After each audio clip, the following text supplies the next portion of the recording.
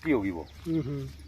मूंग के ऊपर जो खेती होगी कितनी अच्छी है, क्वालिटी देखो, रासायनिक से बहुत मोटी। तो सुरेंद्र जी, ये मूंग में तो यूरिया डीएपी वैसे ही नहीं पड़ता, तो ये तो जैविक, कोई भी और किसान है उनकी भी जैविक होएगी। मूंग में एक तो ये फर्क है जी, जैसे बाजरे में कोई वो नहीं है मेहनत, और मूंग में मेहनत है, इसलिए थोड़ा मेहनत से लोग बाग थोड़ा कतराते हैं। और फिर इसमें मतलब समझो आप, आवारा पशुओं का भी ज्यादा नुकसान होता है इसमें, बाजरे में इतना नहीं होता। उपभोक्ताओं को जैविक और नेचुरल किसानों से मिलाने का प्रयास है और किसानों को एक उचित प्लेटफॉर्म देने का प्रयास है केजीबी न्यूज़ का। तो इसी कड़ी में हम आए हैं झज्जर के माछरौली गांव में कि उपभोक्ताओं तक अच्छी चीज़ें, अच्छी और शुद्ध चीज़ें जो कि बिना यूरिया डीएपी पेस्टिसाइड के जो किसान जैविक या नेचुरल खेती करते हैं, उनके उत्पादों को आप तक निःशुल्क पहुंचाने की मुहिम है, ताकि उन किसानों को मार्केटिंग का एक प्लेटफॉर्म मिल जाए और जो उपभोक्ता है उनको डायरेक्ट फार्मर्स का नंबर मिल जाए और वो उनकी पहुंच डायरेक्ट किसान तक हो जाए। तो इस मुहिम में हम जो भी किसान जैविक खेती करते हैं उनके पास जा कर के उनको एक प्लेटफॉर्म मुहैया कराने की कोशिश करते हैं।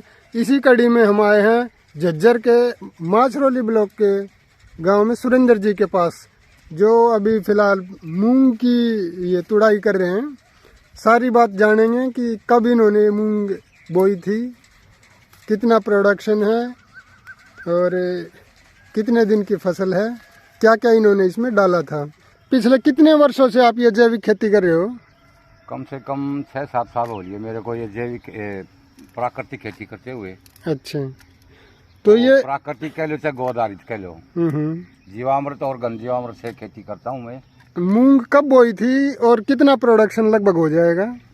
ये मूंग 6 मई को बोई थी और प्रोडक्शन समझो आप 3-4 क्विंटल के लगभग हो जाएगा। इसमें सिर्फ जीवामृत चला है एक बार और एक बार उसकी गौमूत्र की स्प्रे की है बस। और ये प्रोडक्शन देख लो, रासायनिक वाला से तो कम है नहीं। ये कितने दिन की फसल है ये? 60-65 दिन की। इसका एक तो बेनिफिट ये है, अगर ये मूंग जो है एक तो बाजरे से ज्यादा महंगा बिकता है, दूसरी बात ये है जब मूंग के ऊपर हम दूसरी खेती लेंगे तो वो भी मतलब ये है कि अच्छी खेती होगी वो। मूंग के ऊपर जो खेती होगी वो समझ लो डबल पैदावार होगी, क्योंकि मूंग में जो मतलब नाइट्रोजन की मात्रा जो ज्यादा है ना, इसको हरी खाद के रूप में भी बहा देंगे हम तो दूसरी खेती बढ़िया होगी। फिर आपने यूरिया डीएपी बिल्कुल नहीं डाला? यूरिया डीएपी तो मैं समझो मैंने 7 साल हो लिए होंगे अपने खेत में एक दाना भी नहीं गिरता। अच्छा। और इसको जब बेचूंगा तो गारंटी से बेचूंगा, अगर कोई लैब में टेस्ट करवा लेगा लेने वाला, अगर एक दाना भी डीएपी यूरिया का होगा ना तो फ्री छोड़ दूंगा। मूंग तो जो ऑर्डर करेगा, अगर कोरियर से मंगाना चाहो तो कोरियर से भेज देंगे, और भाव तो समझो टाइम का होगा, वो तो टाइम बताओगा। नंबर बता दो आप। नंबर मेरा 94-164 95-610 ये नंबर है। इस पे कोई भाई कांटेक्ट करना चाहे तो कर लेगा। अच्छा, मूंग के अलावा और क्या क्या है आपके पास?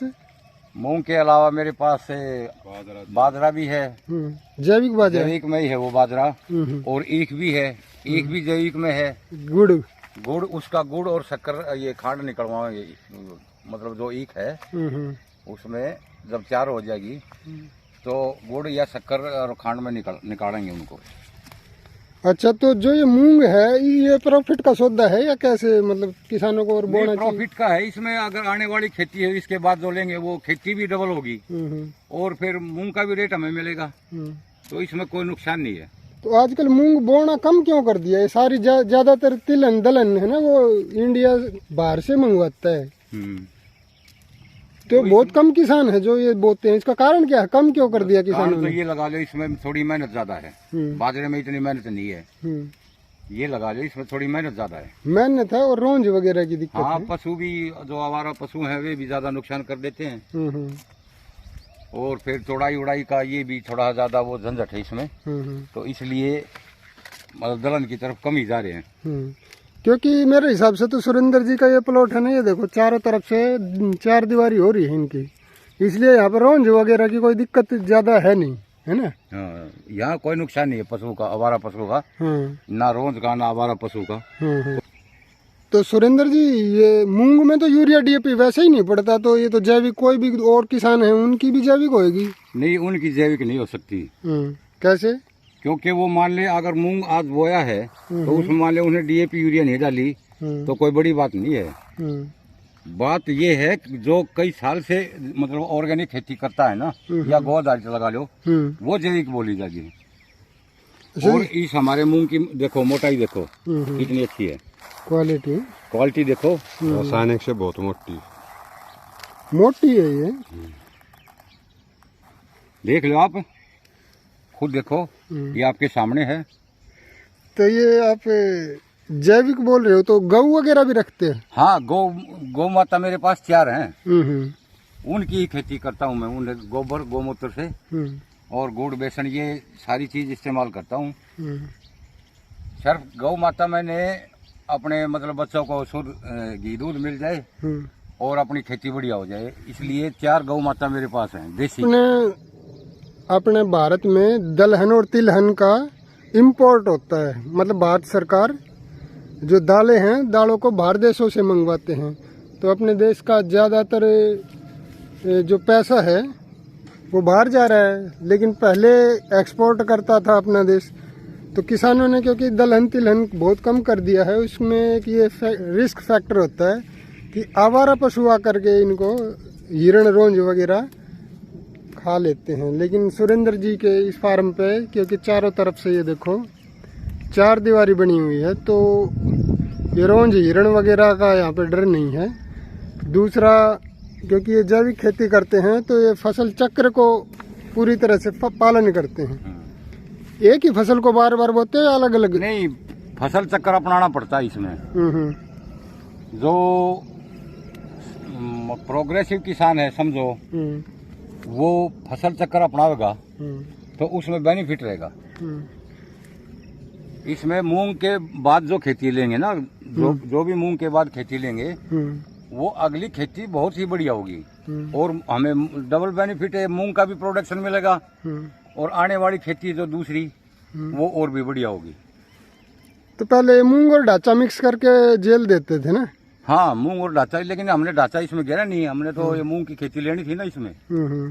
तो इसकी हरी खाद के रूप में भी मतलब ये बहुत बड़ी अच्छा काम करेगा ये मूंग है। तो एक बार सुरेंद्र जी अपना मोबाइल नंबर बताओ, कोई उपभोक्ता आपसे लेना चाहे तो। मेरा मोबाइल नंबर 94 164 95 610, गाँव माछरौली, तहसील झज्जर, जिला झज्जर। अगर कोई भाई कांटेक्ट करना चाहे तो कांटेक्ट कर सकता है।